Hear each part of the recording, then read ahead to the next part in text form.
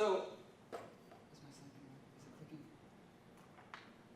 Of course it doesn't work.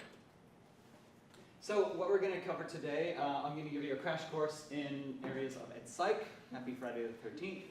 I'm going to talk about a present study we're working on, and then some implications for XR. If you don't know what XR is, it's just the catch-all term for VR, AR, MR, all the other Rs. Okay. So I'm going to walk you through, here's your crash course in Ed Psych. So we've got three areas that I work in, working memory, cognitive load theory, and embodied cognition. Yes. So first of all, working memory, it's basically a theoretical construct. I'm not going to read this. It's a theoretical construct that talks about the finite resources we need in order to actually learn and solve problems cognitively, okay? So it used to be a conception of, like, back in the 50s and 60s, it was short-term memory. Who's heard of short-term memory? Yeah, most people, right? This working memory is basically the term and the concept that replaced that in the 60s, 70s, okay? So it's more about working as opposed to just storing a list of numbers and then saying that's great.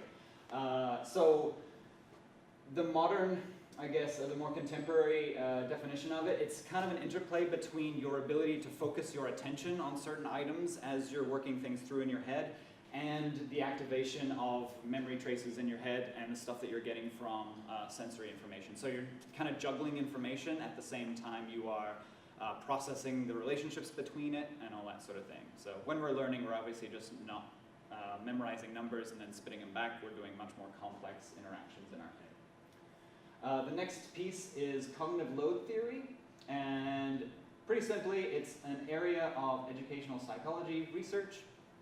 Okay, pretty simple. It assumes a limited capacity of working memory.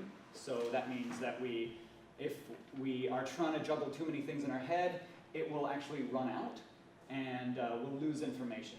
And that's bad for learning, right?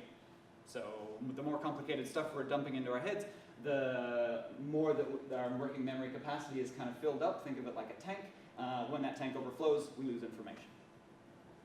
And so task complexity, like the complexity of the things that we're learning and the problems we're trying to work out, is based on the interactivity between all the different things we have to juggle. So the more we have to juggle, the more complicated the task is, and the higher chance it is that we'll lose information, and of course that will impact our learning negatively. So the whole point of cognitive load theory is to explore the effects behind different interactions that we try, and we try and kind of not maximize, but more efficiently use cognitive resources as we're learning. And so there's a bunch of effects that have been identified since when it started, 85, 86, by John Sweller in Sydney. I'll talk about a couple of those. There's a few if you just want to Google them. I'm not going to go into them too much, but those are usually just described as effects. So why I like this is it's basically instructional design, and then you've got psychology tagged onto that. That's basically what cognitive load theory is. The last one's pretty easy, embodied cognition. This is a very, very general area of research, and it basically says that, there we go. There's a bunch of stuff. Anybody familiar with Mayer's multimedia theory of learning? Yeah. That kind of evolved in parallel with something in cognitive load theory called Modality Effect. And so what this does is it says, like, we've got our audio and we've got our visual stuff. If you put that together in certain circumstances, it's great for learning. But what embodied cognition adds to that is that, hey, hands and body movements and tactile experiences and things like that help as well. Okay? There we go. So all of those three things are the area that I work in. And so within cognitive load theory research, in the last few years, there's been studies on the effectiveness of static information, static images, and animated images. And what they found basically is, in most cases, when you have static images in instruction, so if you have like a example of learning weather systems, how clouds form and things like that, or even how to like solve math equations, things like that. If you have just static images of the steps on how to do that, it works great. It actually works better than videos. But in 2009, there was a study that found an exception to that. You like that animation? Can I turn that? So they found actually that there's an exception to this rule, and it applies to human hands. So when people are learning procedural motor tasks is what they call them, when people are learning to use their hands to, I think the study they used was like origami and making knots and things like that. This is the exception to that. People learn better when they see animations of hands when they need to actually reproduce those steps, okay? So that's the basis of where my kind of study came from. And so in the literature, there's really cool stuff going on with gestures. But basically, gestures can support attention. They did a bunch of studies with tiny, tiny babies. Not tiny babies, but 4 months old, they would respond to pointing gestures. And that's just sort of it's not like they're following a hand or anything like that, but they would respond more strongly to a gesture or a pointing image than like an arrow.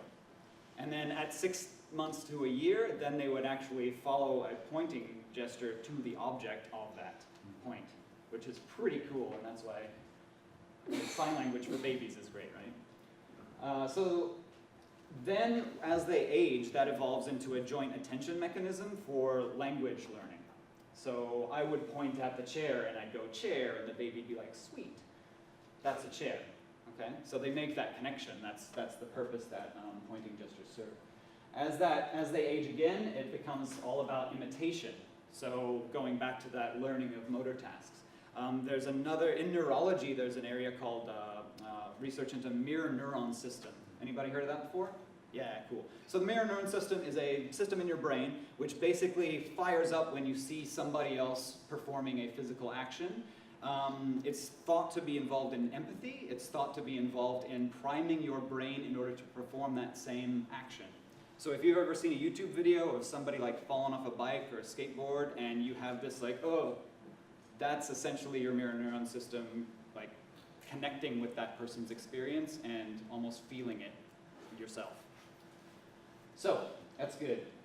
Gestures then also, there's a whole area of research around just how gestures can support working memory. So they've done a bunch of studies in math specifically, where they get kids to perform gestures that will link what they're learning to specific gestures. Like if they're adding 2 and 3, they'll go like, I'm adding that to that. And it's more like a conceptual link, right? And then they have other kids like just kind of pointing at things and tracing things, and it works. It helped them learn. Like they did testing and they actually performed better.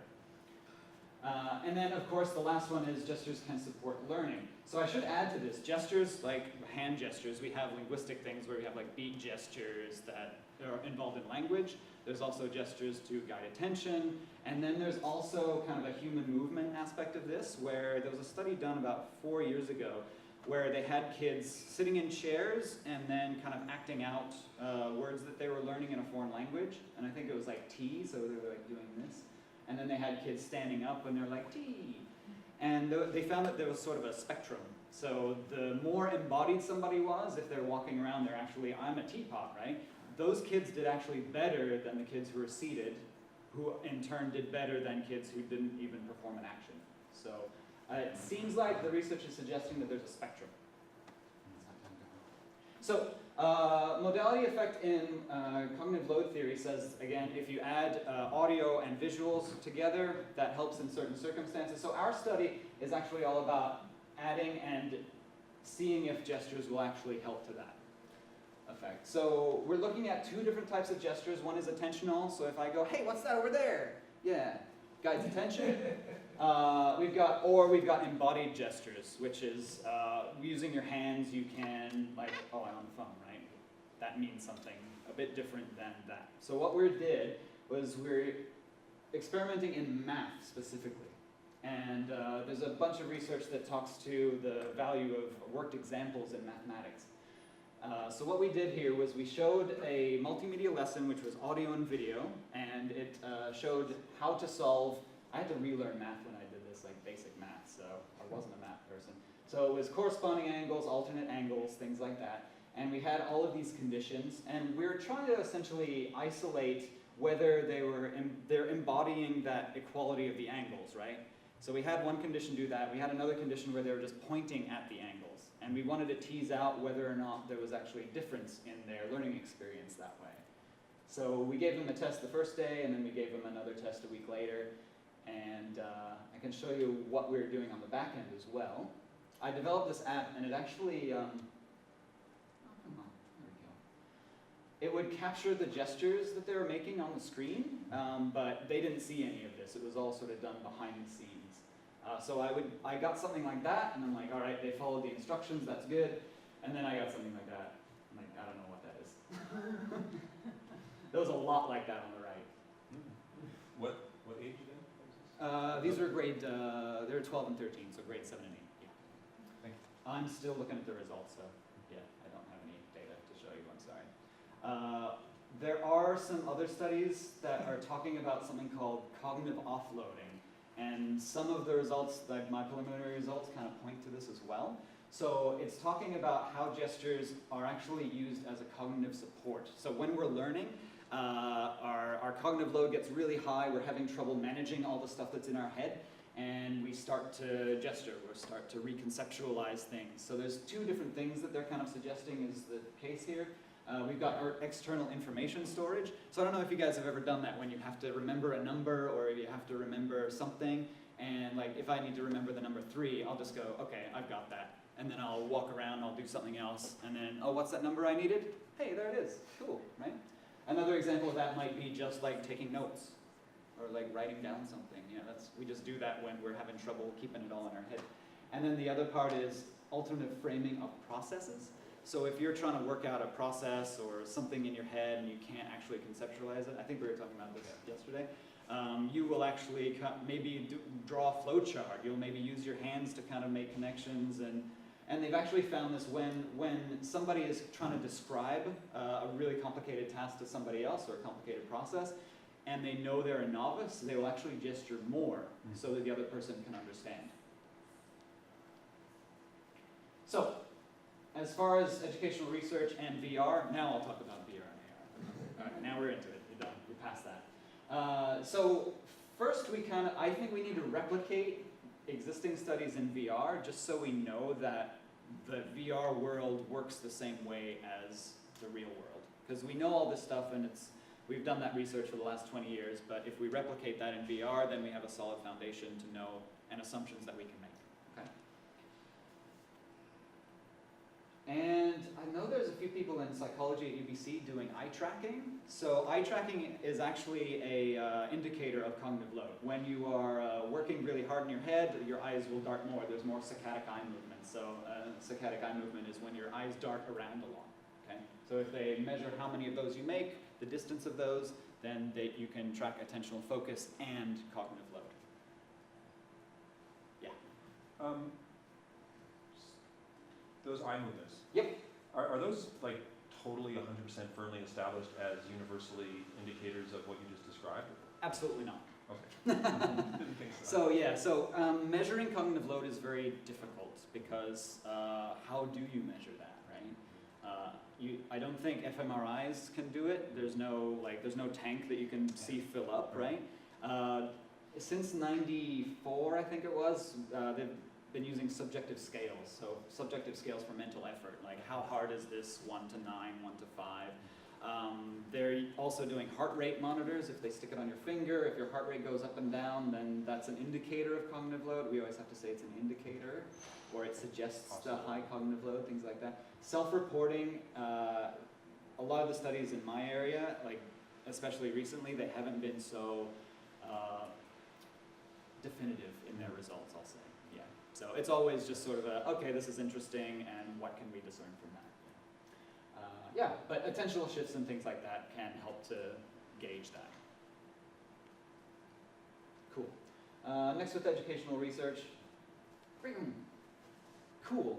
So I mentioned that there could be a spectrum of gestures in human movement. So if we're talking attentional gestures or ones where they're embodying something or like concepts of angles and triangles and things like that, that's something that we can look at in VR specifically as far as tracking movements in space and how they're moving around room scale environments. And then the cognitive offloading aspect. So I haven't seen a VR experience where you're able to do that aside from Leap Motion, because in Leap Motion you have your hands. Have you guys seen a Leap Motion device? Basically it tracks your hands, it uses IR sensors, and you can actually see your hands in the VR space. So if I needed to hold that information in space, I can do that and then bring it back. Whereas I can't do that with a Vive controller or even the knuckle stuff controller that came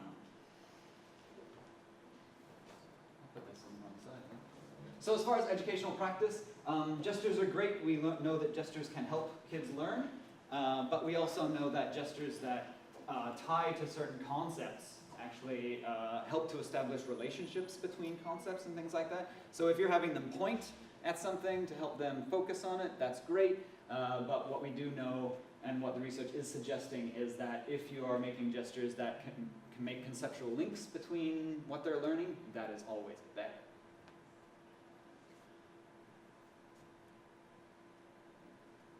There we go. Cool.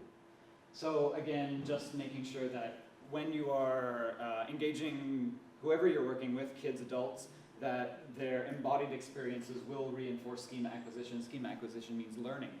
So it's like making your memories tie to old memories, making those links, and a physical experience will always kind of reinforce that. And yes, so if you are having people learn something and they can use their hands, if you can think of a way that they can use their hands so that they can see other people using their hands, go for it. And I also have a master's in design for some reason.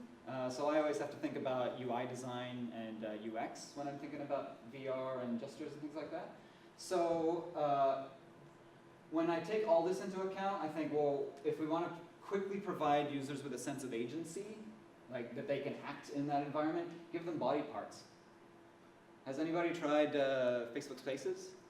Yeah? Yeah, you guys just tried that, yeah. And the Leap Motion stuff, right? You're immediately connected in there because you can see a hand. Even if you have a Vive controller and there's like hands in place of the Vive controller, there's something about that that's immediately like, hey, that's me. Whereas if it's like a Vive controller and a ball, you're like, I don't have balls for hands, that's weird, right? So that will immediately ground them. So that concept is called self-attribution. When you see a hand that's not yours, not immediately, it takes time, but you sort of adopt it as your own. And Sharon and I were just talking about this, like the level of fidelity that you need. I don't need to see my hand as it exists in this world. I just need to see a hand, and I will take that on. And then the difference between direct and indirect manipulation. If you guys don't know what that is, indirect manipulation is like a mouse. You're looking at a screen and you're using a proxy object to manipulate something on the screen or in VR. And then direct manipulation is actually using your hands, which is why smartphones was such a huge thing, because you could actually tap on stuff and move stuff around. So if we can do that in XR, VR, AR, whatever, then that would be awesome. And I saw this demo that I just wanted to show. This is Leap Motion's AR. It's like a pilot project, isn't it? Yeah. So that one is like, it is direct manipulation, but the object doesn't exist, and they have that really nice way of having that, it's not tactile, it's not a solid object that they can touch, right? But you can still directly manipulate it. Whereas there's a lot of VR experiences where you're actually asked to pick up this box and you don't feel the box, you don't see it, like, yeah, it's not a solid object, right? Whereas that flippy action sort of accounts for that.